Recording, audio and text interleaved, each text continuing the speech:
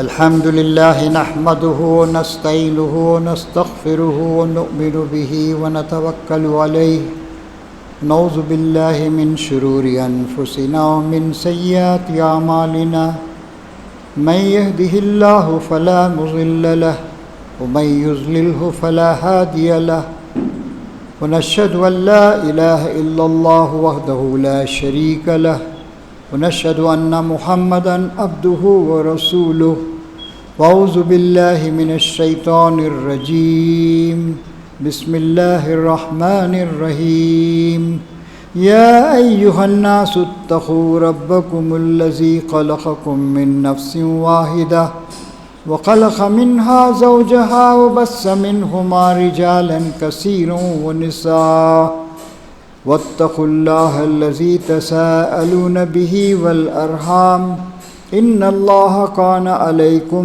رقيبا يا أيها الذين آمنوا اتقوا الله حق تقاته ولا تموتن إلا وأنتم مسلمون يا أيها الذين آمنوا اتقوا الله وقولوا قولا سديدا يصلح لكم أعمالكم ويغفر لكم ذنوبكم ومن يطع الله ورسوله فقد فاز فوزا عظيما وقال النبي صلى الله عليه وسلم النكاح من سنتي وقال عليه السلام وتزوجوا النساء فمن رغب عن سنتي فليس مني. حاضرین کرام، عزیزم دلہا جناب شہباز صاحب، آج ہم ایک بہت ہی مبارک تقریب میں اللہ تعالیٰ کے اس گھر میں اللہ تعالیٰ کی رحمتوں کے سائے میں جمع ہیں. آج ہمارے عزیز نوجوان ساتھی شہباز صاحب کا نکاح ہو رہا ہے، اور آپ نے وہی الفاظ سماعت فرمائے ہیں جو نبی کریم صلی اللہ علیہ وسلم، ان پر اللہ تعالیٰ کی رحمت و سلامتی ہو، جب بھی نکاح منعقد ہوتا تو یہی الفاظ آپ پڑھا کرتے تھے. آج ہماری زندگی بے معنی ہو گئی ہے. ہم قرآن پڑھتے ہیں لیکن قرآن مجید کو سمجھتے نہیں ہیں. بہت کم لوگ ہیں جو نماز پڑھتے ہیں، معاف کیجیے گا. ابھی میں مڑوا وغیرہ کے دیہاتوں میں جا کر آ رہا ہوں. جی 60 70 80 مکانات ہیں، 600 700 800 کی آبادی ہے. فجر کی نماز میں دیکھا میں نے 4-5 سے زیادہ لوگ نہیں آتے. پھر جو حضرات زندگی بھر نماز پڑھتے ہیں وہ نماز میں کیا پڑھتے ہیں اس کے مفہوم سے واقف نہیں ہیں. یہی حال ہمارے نکاحوں کا بھی ہو گیا ہے. ہماری زندگیاں میننگ لیس، بے معنی ہو کر رہ گئیں. اسی لیے یہ بات ضروری ہے کہ جب نکاح ہو، اور ایک بہت ہی اہم عبادت ہے نکاح، زندگی بھر جس کے اثرات باقی رہتے ہیں، نکاح کے خطبے کو سمجھیں، دلہا اور دلہن بھی سمجھیں، اور دیگر حضرات شرکاء، شاہدین، گواہ اور دیگر حاضرین مجلس، بزرگ اور ساتھی وہ بھی سمجھیں کہ بھئی اس میں کیا کہا جا رہا ہے. تو میں اس میں جو باتیں ہیں موٹے میں اس کا خلاصہ بیان کرتا ہوں. فرمایا جا رہا ہے ساری تعریف اللہ تبارک و تعالیٰ کے لیے ہے. ہم اسی کی تعریف بیان کرتے ہیں، اسی سے استعانت اور مدد طلب کرتے ہیں، اور اسی سے معافی مانگتے ہیں اپنے گناہوں اور غلطیوں پر، اسی پر ایمان لاتے ہیں اور اسی پہ بھروسہ کرتے ہیں. اور ہم پناہ مانگتے ہیں شرور انفسنا، اپنے نفس کی خرابیوں سے اور اپنے اعمال کے برے اثرات سے. جس کو اللہ تبارک و تعالیٰ ہدایت سے نوازے پھر وہ ضلالت کا شکار نہیں ہو سکتا ہے. جس کو اللہ تبارک و تعالیٰ ہدایت سے نوازے اس کو کوئی اور ضلالت میں مبتلا نہیں کر سکتا ہے. اور جس کے بارے میں اللہ تعالیٰ خود یہ فیصلہ کرے ضلالت کا، اس کی خرابیوں، اس کے خراب اعمال کی وجہ سے، تو پھر اس کو کوئی ہدایت سے نواز نہیں سکتا ہے. اور ہم سب اس بات کی گواہی دیتے ہیں، حاضرین مجلس بھی دلہا بھی، ہم سب اس بات کی گواہی دیتے ہیں کہ اللہ تبارک و تعالیٰ کے علاوہ کوئی الہ نہیں ہے، اور وہ ایک اکیلا ہے، اس کا کوئی شریک نہیں ہے. اور ہم سب اس بات کی بھی گواہی دیتے ہیں کہ حضرت محمد صلی اللہ علیہ وسلم، ان پر اللہ کی رحمت و سلامتی ہو، اس کے بندے بھی ہیں، رسول بھی ہیں. میں پناہ مانگتا ہوں شیطان مردود کے شر سے بچنے کے لیے اللہ تعالیٰ سے، اور شروع اللہ تبارک و تعالیٰ کے نام سے جو بے انتہا رحم فرمانے والا اور بڑا ہی مہربان ہے۔ اس کے بعد قرآن شریف کی آیتیں آتی ہیں۔ پہلی آیت یہ سورہ نساء، اس کی پہلی آیت ترجمہ ہے: اے انسانوں، اپنے اس رب سے ڈرو جس نے تم سب کو ایک اکیلی جان نفس واحدہ سے پیدا کیا اور اس کے ذریعے سے اس کا جوڑا بنایا، اور ان دونوں کے ذریعے سے بہت سارے مردوں اور عورتوں کو پیدا کر کے زمین میں پھیلا دیا۔ اس خدا سے ڈر کر زندگی گزارو جس کا واسطہ دے کر تم ایک دوسرے سے اپنے حقوق طلب کرتے ہو، اور رشتے ناطے کے جو تعلقات ہیں ان کو بگاڑنے سے بچو۔ یقیناً اللہ تبارک و تعالیٰ تم سب کی نگرانی فرما رہا ہے۔ اگلی آیت: اے وہ لوگوں جو ایمان لائے ہو، اللہ تبارک و تعالیٰ سے ڈر کر زندگی گزارو جیسا کہ اس سے ڈر کر زندگی گزارنے کا حق ہے، اور دیکھو تمہیں موت نہ آئے مگر اس حالت میں کہ تم مسلمان ہو۔ یعنی پوری کی پوری زندگی کو اللہ تعالیٰ کی اطاعت میں اور اس کے احکام کی پیروی میں گزارو۔ موت کبھی بھی آ سکتی، کسی بھی جگہ آ سکتی۔ بندہ و محتاج گئے، صاحب تاج گئے، ہم بھی جانے ہی کو تھے، کل نہ گئے آج گئے۔ اور موت کسی کو بول بتا کر نہیں آتی، اچانک آ جاتی۔ یعنی دیکھیے نکاح کی مجلس ہے، ہمارا ایک بیٹا اور ہماری ایک بیٹی جو کل تک اجنبی تھے، اللہ کا نام لے کر اور اللہ کو حاضر و ناظر بنا کر اتنے تمام حاضرین کی شہادتوں کے ساتھ وہ شوہر و بیوی بن رہے ہیں، لیکن اس میں بھی موت کا ذکر ہو رہا ہے۔ وہ آیت آتی: اے ایمان لانے والوں، اپنی پوری کی پوری زندگی کو اللہ تعالیٰ سے ڈر کے گزارو، اور کبھی بھی تمہیں موت آئے اس وقت تم اللہ تعالیٰ کے فرما بردار مسلم ہو۔ اس کے بعد تیسری آیت آتی ہے: اے وہ لوگ جو ایمان لائے ہو، اللہ تعالیٰ سے ڈر کر زندگی گزارو، اور وقولوا قولا سدیدا، مضبوط اور پکی بات کہو۔ اور یہ بہت ہی مضبوط اور پکی بات ہے جو نکاح کے وقت کہی جاتی۔ نکاح کے دو بول کہتے ہیں، ایجاب و قبول۔ ایجاب یعنی پیشکش ہوتی ہے، قبول دلہا اس کو قبول کرتا ہے۔ ایجاب ایک خاتون کی طرف سے ہوتی ہے، یہی چاہیے بدرجہ مجبوری اس خطبے کو پورے طور سے سنا دیا جائے، جا کر کیا یہاں پر باتیں ہوئی، ایجاب و قبول کیسے ہوا۔ تو ہمیں اپنے سماج میں تبدیلیاں لانی چاہیے۔ عورتوں پر ہم نے بہت ساری غلط پابندیاں عائد کر دی ہیں، جس کی وجہ سے انہیں معلوم نہیں ہے اسلام کیا ہے، اسلام کے احکام کیا ہیں، نکاح کیا ہے، نکاح میں کون سی باتیں بتائی جاتی ہیں، مرد پر کون سی ذمہ داریاں عائد ہوتی ہیں، عورت پر کون ساری ذمہ داریاں عائد ہوتی ہیں۔ تو فرمایا جا رہا ہے یہاں پر کہ قولوا قولا سدیدا، پکی اور مضبوط بات کہو۔ روزانہ بھی ہم کچھ وعدے کرتے ہیں، تجارت میں کچھ وعدے کرتے ہیں، معاشرت میں، لیکن یہ بہت ہی مضبوط وعدہ ہے۔ ایک مرد اور ایک عورت اللہ کے دین کی روشنی میں شوہر و بیوی بن جاتے ہیں۔ چنانچہ دیکھیے نکاح کے دو بول، قبول کیا، دو بول ہوتے ہیں، قبول کیا، ہاں قبول کیا۔ انگلش میں بھی عیسائیوں کیا ہوتا ہے ایسے ہی ہوتا ہے، do you accept, I do, دو ہی بول ہوتے ہیں۔ جی میں مختصر کہا جاتا ہے اس میں، ڈو یو ایکسیپٹ، کیا آپ قبول کرتے ہیں، آئی ڈو، ہاں میں نے قبول کیا۔ تو اس طریقے سے ایک بہت ہی ذمہ داری کی بات ہے، اور اس کو زندگی بھر نبھانا پڑتا ہے۔ نماز چند منٹ کے لیے ہوتی ہے، اور نماز کی بھی اہمیت یہ ہے کہ نماز دن میں 5 بار ہم کو یاد دلاتی ہے کہ تم اللہ کے بندے ہو، تم آزاد انسان نہیں ہو، تم بے لگام گھوڑے کی طرح نہیں ہو، تمہیں زندگی کو پورے طور سے اللہ تعالیٰ کے احکام کی روشنی میں گزارنا ہے۔ سب سے میٹھی نیند آتی ہے فجر کے وقت، حی علی الصلاۃ اور حی علی الفلاح کے ذریعے سے بلایا جاتا ہے، اور ایک فرما بردار مسلمان اس سب سے جو میٹھی اور گہری نیند ہوتی ہے اس کو چھوڑ کر وہ اللہ کے گھر میں آ جاتا ہے۔ پھر 6 7 8 گھنٹے فجر سے ظہر تک، اس وقت تک وہ ایمانداری کے ساتھ، ذمہ داری کے ساتھ، خوف خدا کے ساتھ، تقویٰ کے ساتھ اپنے مختلف کام انجام دیتا ہے۔ سارے کام جنہیں ہم دنیوی کام کہتے ہیں وہ بھی دینی کام ہی ہیں، وہ بھی اللہ کے احکام کے مطابق، کھانا پینا چلنا پھرنا سب کچھ۔ پھر 2-3 گھنٹے گزرتے ہیں عصر کی نماز، ایسے ہی مغرب کے بعد، عشاء کے بعد، اور عشاء کی نماز میں وتر کی نماز بھی ہوتی ہے 3 رکعت۔ کیوں؟ پھر اس میں کچھ وعدے کرتے ہیں اور کچھ باتوں کو یاد کرتے ہیں، ایک ایڈیشنل اضافی نماز ہے وہ۔ تو نماز اس طریقے سے پوری کی پوری زندگی کو منضبط کر دیتی ہے، آرگنائز کر دیتی ہے۔ اور یہ جو نکاح کے جو 2 بول ہوتے ہیں، قبول کیا، ہاں قبول کیا، ہاں قبول کیا، قبول کیا، آئی ڈو ایکسیپٹ، زندگی بدل جاتی ہے۔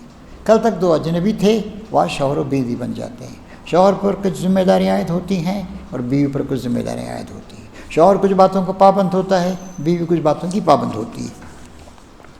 تو اللہ تعالیٰ فرما رہا ہے کہ اے ایمان لانے والو، اللہ تعالیٰ سے ڈر کے زندگی گزارو اور بات پکی اور سچی کہو۔ اور جیسے میں نے عرض کیا تشریح میں کہ سب سے پکی بات نکاح کی بات، سب سے بڑا معاہدہ ہے، زندگی بھر کا معاہدہ ہے۔ تم شوہر ہو، میں بیوی ہوں، یہ ہم دونوں کے بچے ہیں، ہم محبت کے ساتھ ایک دوسرے کا احترام کرتے ہوئے کوآپریشن کے ساتھ زندگی کو گزاریں گے، اور یہ جو بچے ہوں گے ہمارے جائز بچے ہوں گے۔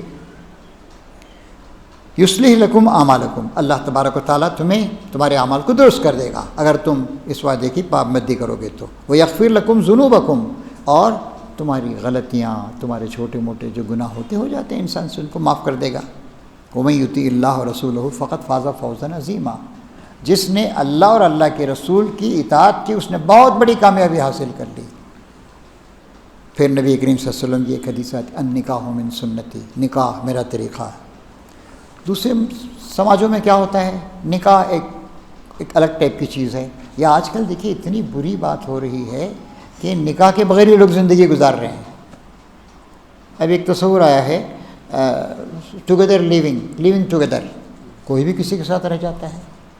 آپ ایک سائیکل خریدتے ہیں تو اس کا ایک لائسنس ہوتا ہے، موٹر سائیکل خریدتے ہیں تو اس کا رجسٹریشن ہوتا ہے، لیکن ایک مرد اور ایک عورت سوچ سمجھ کر، غور فکر کر کے جیون ساتھی بننے کی کوشش بنتے ہیں تو اس کا رجسٹریشن نہیں ہونا چاہیے۔ کیسی بات ہے یہ؟ بہت شرمناک باتیں ہو رہی ہیں، بلکہ مغرب میں 20, 30, 40, 50% تک بھی ایسے لوگ زندگی گزار لے رہے ہیں۔ اسلام کہتا ہے کہ اس حصار نکاح کے باہر جو کچھ ہے وہ حرام ہے۔ اس حصار نکاح گھیرے کے اندر ہی ہو سکتا ہے۔ عورت کو کیا، مرد کو بھی اس بات کی اجازت نہیں ہے کہ وہ آزاد شہوت رانیاں کرتا پڑے۔ جس کی وجہ سے سماج میں آج بڑی خرابیں ہیں، قتل و خون ہو رہے ہیں، جی لڑکے لڑکیاں ایک عجیب طریقے سے زندگی گزار رہے ہیں۔ شرمناک باتیں ہیں جن کی تفصیل یہاں مسجد میں بیان کرنا مناسب نہیں ہوتا ہے۔ اسلام اس بات کو اہمیت دیتا ہے، مردوں اور عورتوں دونوں کی زندگیاں پاکیزگی، شرافت کے دائرے میں ہوں، کوئی فحش اور ناجائز چیز نہیں ہو اس کے اندر۔ اور انسان کو اللہ نے کچھ جسمانی ضروریات بھی دی ہیں، کچھ خواہشات بھی ہیں، ان کی تکمیل ہونی چاہیے۔ ان کی تکمیل پر بھی اللہ کی طرف سے ثواب ملتا ہے، لیکن وہ ایک دائرے کے اندر ہوں گی، اس کے باہر نہیں ہوں گی۔ اس کے باہر جو کچھ ہوگا وہ ناجائز ہوگا، غلط ہوگا۔ اب اس کا نقصان یہ ہو رہا ہے کہ دنیا بھر میں ناجائز اولاد کی کثرت ہوتی چلی جا رہی ہے، بلکہ مغربی معاشرے کے بارے میں کہا جاتا ہے کہ وہاں پر شادی کے بغیر زندگی گزارنا یا ناجائز تعلق قائم کرنا اتنا زیادہ ہو گیا ہے کہ اب حلال اور حرام اولاد کے درمیان کوئی فرق نہیں رہا ہے۔ حرام اولاد 50% تک پہنچ رہی ہے، اور چند سالوں میں شاید حرام اولادی کی کثرت بہت زیادہ ہو جائے گی۔ نبی کریم صلی اللہ علیہ وسلم نے نوجوانوں کو نصیحت کی کہ نوجوانوں نکاح کر لیا کرو، کیونکہ اس سے تمہاری نگاہیں نیچی رہتی ہیں، ادھر ادھر غلط کام نہیں کرتے ہیں، اور تمہاری شرم و حیا کی حفاظت ہوتی ہے، تمہاری عصمت و عفت کی حفاظت ہوتی ہے۔ یہ بات ارشاد فرمائی۔ اور ایک بات بھی ارشاد فرمائی نبی کریم صلی اللہ علیہ وسلم نے، کچھ چیزیں ہوتی جن کی بنیاد پر لوگ نکاح کرتے ہیں، حسن کو دیکھ کے کرتے ہیں، یا خاندان کا حسب نسب دیکھ کے کرتے ہیں، یا دولت دیکھ کر کرتے ہیں۔ نبی کریم صلی اللہ علیہ وسلم نے فرمایا ان چیزوں کی ایک حد تک اہمیت ہے، ہوتی ہے، لیکن آپ نے امت کے نوجوانوں کو اس بات کی نصیحت فرمائی کہ تم دینداری کو، سیرت کو، کردار کو، کریکٹر کو، اس کو تم اہمیت دو، اللہ تعالیٰ تمہیں خوش و خرم رکھے۔ حضور اکرم صلی اللہ علیہ وسلم کی دعائیں ان تمام مردوں اور عورتوں کے لیے ہیں جو اس بات کا خیال رکھتے ہیں۔ تو یہاں فرمایا جا رہا ہے جو روحانیت ہوتی ہے اس کا راستہ وہ پہاڑوں پر ادھر ادھر کہیں ہوتا ہے، یعنی زندگی کی گزرگاہوں سے، تہذیب کے مراکز سے، حکومت کے ایوانوں سے، بازاروں سے، تجارتوں سے الگ ایک راستہ ہوتا ہے۔ لیکن اسلام کا طریقہ یہ ہے کہ نہیں، تمہیں زندگی دنیا میں گزارنی ہے اور تمہاری کامیابی کا راستہ، اللہ کی رضا اور خوشنودی کا راستہ زندگی کے گزرگاہوں سے گزرے گا۔ تم تجارت بھی کرو گے، تم شادی بھی کرو گے، تم بچوں کو جنم بھی دو گے، تم شادیاں بھی کراؤ گے اور تم کاروبار دنیا میں حصہ بھی لو گے۔ تو اسلام نے یہ بات واضح کر دی ہے کہ تمہیں نکاح، النکاح من سنت، نکاح میرا طریقہ ہے، کوئی میرے طریقے کو نہیں اپناتا، کوئی ایسا طریقہ اختیار کرتا ہے تو تجرد کا ہے، ایسیٹیسزم کا ہے، تو میرا طریقہ نہیں ہے۔ اور ایک اور جگہ آپ نے فرمایا کہ جو میری سنتوں پر عمل نہیں کرتا میرا اس سے تعلق نہیں ہے، وہ گویا میرا پیرو نہیں ہے۔ تو اس طریقے سے یہ موٹی موٹی باتیں ہمارے سامنے آتی۔ اب ذرا اس میں اس پہلی بات پہ غور کیجیے، اے انسانوں، صرف مسلمانوں سے خطاب نہیں، عام خطاب ہے ساری انسانیت سے۔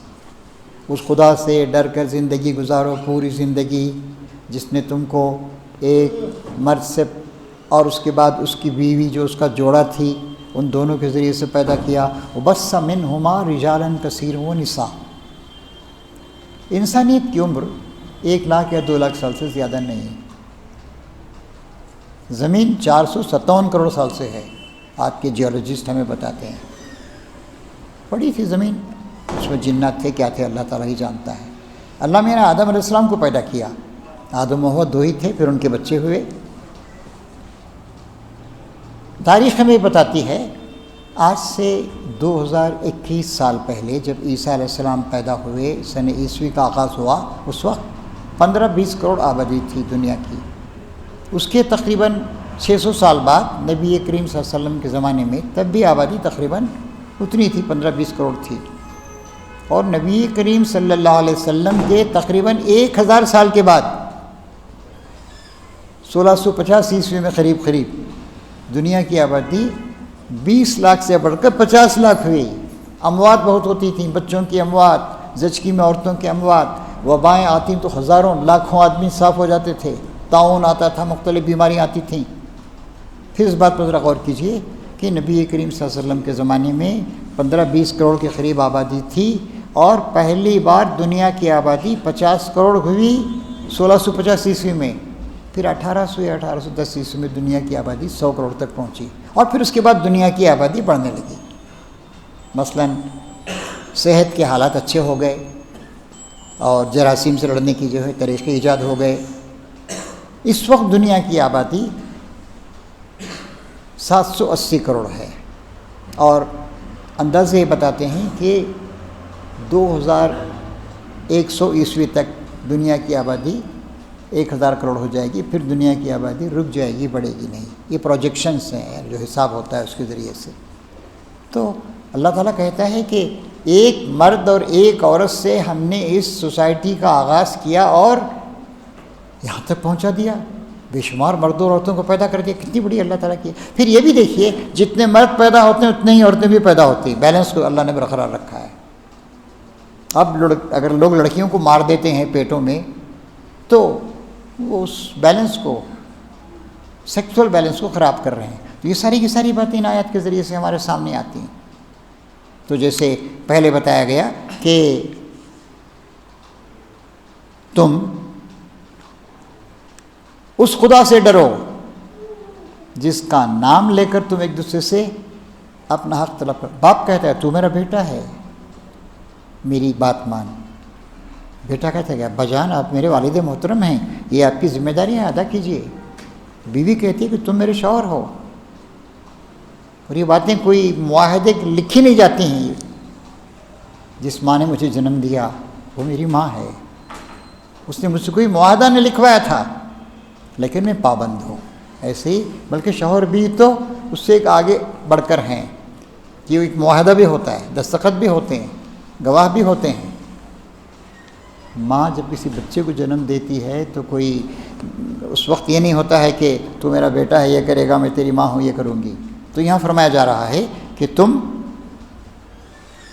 جو اللہ کا واسطہ دے کر ایک دوسرے سے اپنے حقوق طلب کرتے ہو اس کا خیال رکھو، اور والارحام، رحم کہتے ہیں یوٹرس، پیٹ کو کہتے ہیں، اسی سے اللہ کا نام رحمان بنا ہے۔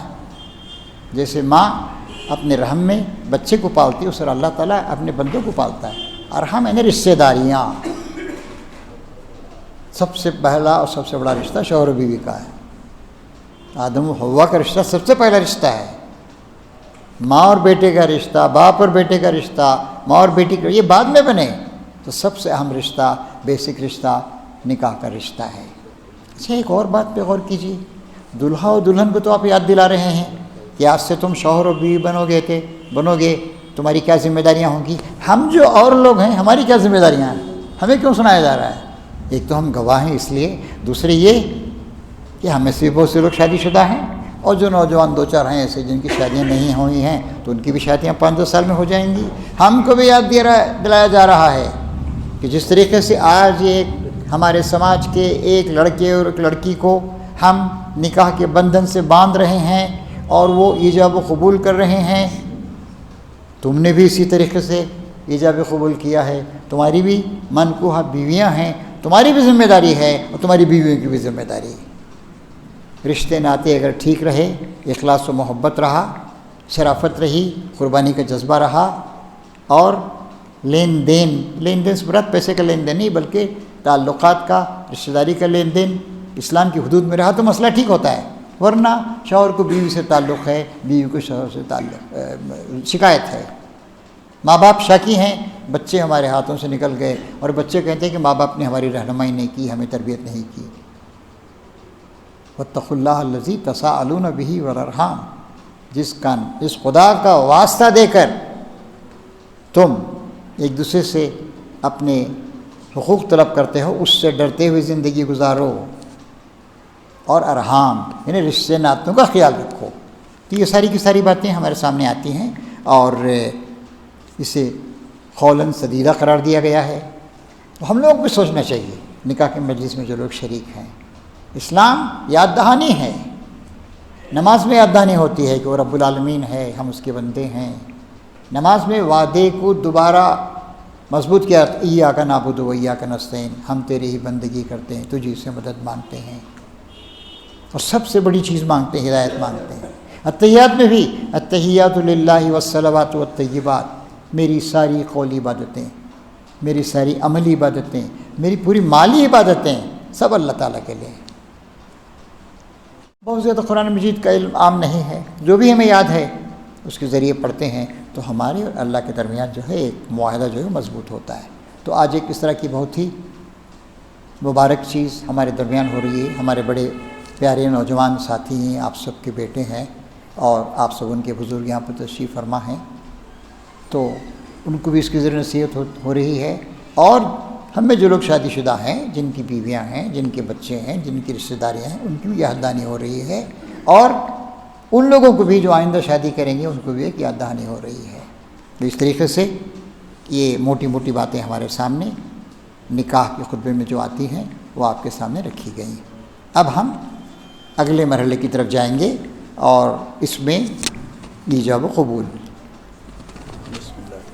بسم اللہ الرحمن الرحیم۔ عزیزم جناب شہباز احمد صاحب ولد عبدالرشید صاحب بہرو، آج شریعت اسلامیہ کی روشنی میں اللہ اور اللہ کے رسول کے حکم کے مطابق ان تمام حاضرین مجلس کے سامنے دلہن رافیہ تبسم سلمہ جو دختر ہیں محمد شریف راتھر صاحب کی،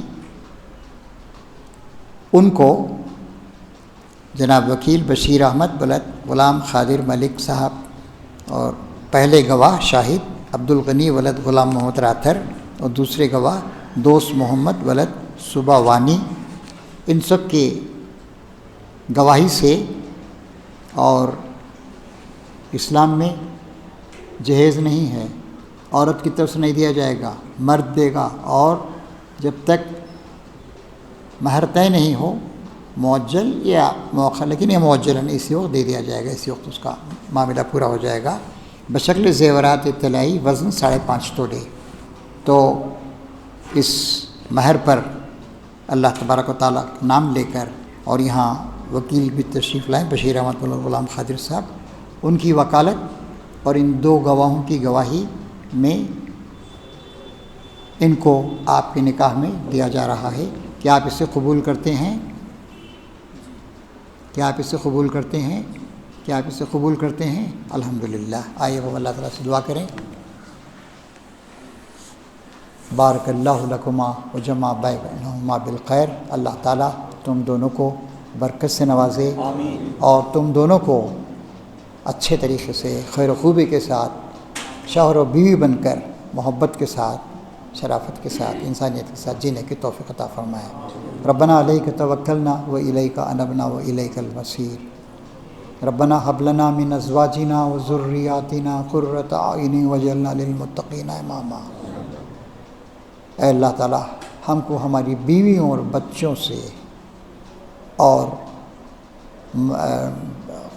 بیوی کو ان کے شوہر اور بچوں سے آنکھوں کی ٹھنڈک اور دلوں کا سکون عطا فرما، اور ہمیں متقیوں کا امام بنا۔ تقوی کو، پرہیزگاری کو، تیرے خوف کو اے اللہ تعالیٰ ہمارا رہنما بنا، ہمیں اچھی زندگی گزارنے کی توفیق عطا فرما، اور خاص کر ہمارے محترم اور عزیز نوجوان اور ہماری ایک بیٹی کی جو آج شادی ہو رہی ہے، اللہ تعالیٰ ہم سب تیرے اس گھر میں ظہر کی نماز کے بعد کے ان اوقات میں تجھ سے دعا کرتے ہیں کہ اس کو ایک آئیڈیل مثالی رشتہ بنا، اور ان کو اللہ تعالیٰ تو پاکیزہ اولاد بھی عطا فرما، جو دین پہ چلے اور دین کو پھیلائے اور دین کی روشنی کو عام کرے۔ یہ ایک مثالی خاندان بنے، ایک ایسا روشنی کا مینار جس سے دیگر خاندان بھی روشنی حاصل کریں۔ اے اللہ تعالیٰ ان کو تو ہر طرح کی بیماریوں سے، روحانی بیماریوں سے، نفسیاتی بیماریوں سے یا اور جسمانی بیماریوں سے محفوظ رکھ۔ یہ ایک نمونے کا خاندان بن جائے اور اس کے ذریعے سے سماج میں نیکی اور پاکیزگی عام ہو۔ اے اللہ تعالیٰ ہم تجھ سے دعا کرتے ہیں کہ انہیں پاکیزہ اولاد عطا فرما، اس اولاد کو اس بات کی توفیق عطا فرما کہ وہ اپنے ماں باپ، اپنے دادا دادی، نانا نانی اور مختلف اعزا دونوں طرف کے ان کے لیے خوشی اور مسرت کا ذریعہ بنے، ان کی نیک نامی کا ذریعہ بنے، ان کے لیے ثواب آخرت کا ذریعہ بنے۔ اے اللہ تعالیٰ یہاں جتنے لوگ اس پاکیزہ محفل میں تشریف فرما ہیں ان کو بھی تو اپنی نعمتوں سے نواز، اور ان کو بھی تو اس بات کی توفیق عطا فرما کہ وہ اپنی بیویوں، اپنے بچوں، اپنی اعزا وغیرہ کے ساتھ اچھی زندگی گزاریں اور ان کا حق ادا کریں۔ اے اللہ تیری بہترین رحمت نازل ہوں تمام انبیاء کرام پر، اور خصوصاً سیدنا محمد صلی اللہ علیہ وسلم پر، جنہوں نے زندگی گزارنے کا ہم کو سلیقہ سکھایا، ہماری اصلاح کی، ہمارے سماج کو منظم کیا، اور ہمیں یہ بھی بتایا کہ پاکیزہ ازدواجی زندگی کیسے ہوتی ہے اور کس طریقے سے شوہر اور بیوی کو ایک دوسرے کے ساتھ سلوک کرنا چاہیے، اور کس طریقے سے ایک خاندان کو دیگر خاندانوں کے ساتھ صحیح طریقے سے سلوک کرنا چاہیے۔ اے اللہ تعالیٰ ہمیں وہ بات بھی یاد آتی ہے کہ تو نے قرآن مجید میں ایک جگہ ارشاد فرمایا ہے کہ اس نے 2 طرح کے رشتے چلائے، ایک سسرال کے ذریعے سے اور ایک ماں باپ کے ذریعے سے۔ ان سب رشتوں کا بھی ہمیں اہتمام کرنے کی توفیق عطا فرما۔ اے اللہ اس موقع پر وہ بات بھی یاد آتی ہے، تو فرماتا ہے کہ یہ تیری نشانیوں میں سے ہے کہ تو نے مردوں اور عورتوں کے رشتے قائم کروائے، اور ان دونوں کے درمیان تو نے محبت، رافت اور رحمت رکھ دی۔ اس خاندان کو بھی محبت، رافت اور رحمت عطا فرما، اچھی زندگی گزاریں، محبت کے ساتھ، احترام کے ساتھ، تعاون کے ساتھ، اور دوسروں کی بھی چیز نمونے کا باعث ہو۔ اے اللہ ہمیں جب تک زندہ رکھ اسلام پہ زندہ رکھ، جب موت دے تو اسلام پر ہی موت دے، اور اے اللہ تعالیٰ ہمارے پورے سماج کو نیکی سے، پاکیزگی سے، شرافت سے، انسانیت سے بھر دے۔ تیری بہترین رحمت نازل ہوں سیدنا محمد صلی اللہ علیہ وسلم پر، تمام انبیاء کرام پر، ان کے اصحاب پر، اور ہم سب کو بھی ان کی راستے پہ چلنے کی توفیق عطا فرما۔ وآخر دعوانا ان الحمد للہ۔